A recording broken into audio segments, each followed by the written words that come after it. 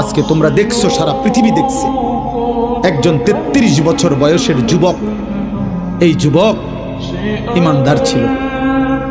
আমার প্রিয় ভাই, আমার কলিজার টুকরা ভাই শহীদ শরীফ উসমান হাদি রাহমাতুল্লাহ আলাই, এই নওজোয়ান ইমানদার নওজোয়ান 5 ওয়াক্ত নামাজ সে পড়তো প্রতিদিন। খুদার কসম, ফজরের নামাজ সে জামাতে পড়তো, ফজরের জন্য বন্ধুদেরকে ডাকতো। ফজরের নামাজ পড়ে তার সংসদীয় এলাকা, যেখান থেকে সে স্বতন্ত্র প্রার্থী হতে চেয়েছে, সেখানে ওয়ার্কিং করত।